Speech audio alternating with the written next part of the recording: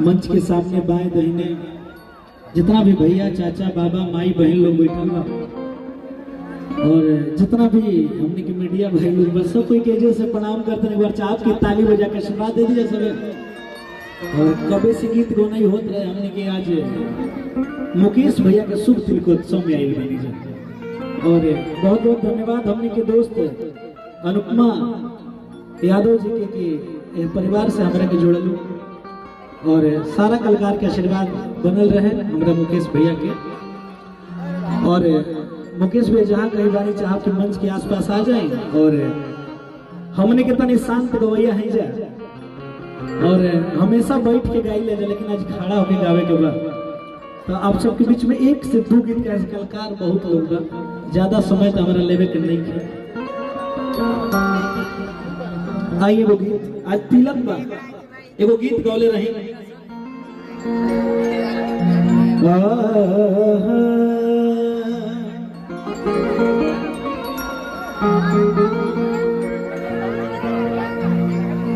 कि ना दहेज में सामान चाहिए।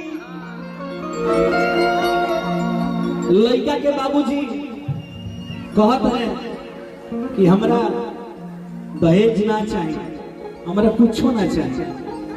वो लड़की के बाबूजी से कहत है कि ना दहेज में सामान चाहिए और ना ही और मकान चाहिए। ना दहेज में सामान चाहिए और ना ही पक्का के मकान चाहिए। क्या चाहिए सब भेजिए कि सुनी अबुआ महान बटे किया रमन समझनिया जवान चाहिए। कि सुनी अबुआ महान बटे किया रमन समझनिया जवान चाहिए। ना दहेज में सामान चाहिए भोला भैया ना ही बाका के मकान चाहिए। सुनी अबुआ बटे किया रमन समझनिया जवान चाहिए। सुनी अबुआ बटे किया रमन समझनिया जवान चाहिए।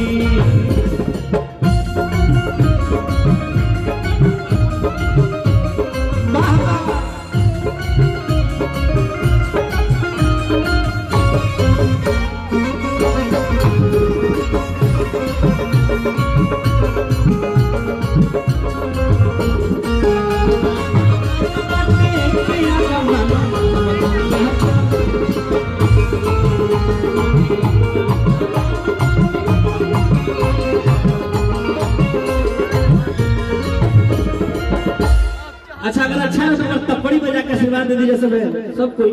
अच्छा अच्छा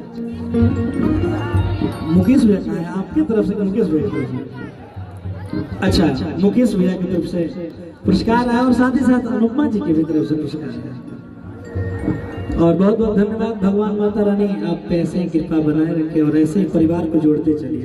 आपका एक बहुत अच्छा चीज है कि आप सभी को लेकर चलते हैं, ये आपसे सीखना चाहिए।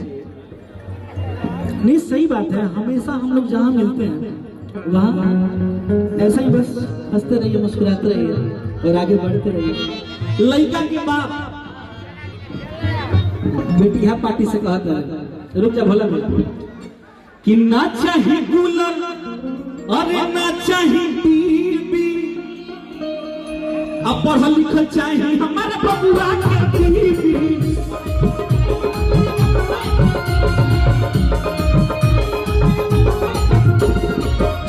ना चाहिए कूलर ना चाहिए टीवी अब पढ़ल लिखल चाहिए हमारा बबुआ के बीबी। जब भी आवे तो तनी मानदान करे अपना ससुर जी के अपना सास जी के। आजकल के तब पतो हो कि कहीं मत सासे लोग बेचैन रहते रहे चाय बना के उनका रूम में पहुंचा देते रहे। ये कलयुग आ गया कि ना चाहिए कूलर अरे ना चाहिए टीवी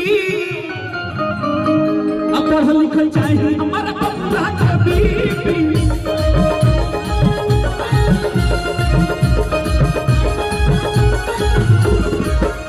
और तने ना उनकर रूप रूपवा न चाही उनकर गुण गुणवा न चाही सुनी अगुआ महान बटे किया मन समझिया जवान चाही सुनी अगुआ महान बटे किया मन समझिया जवान चाही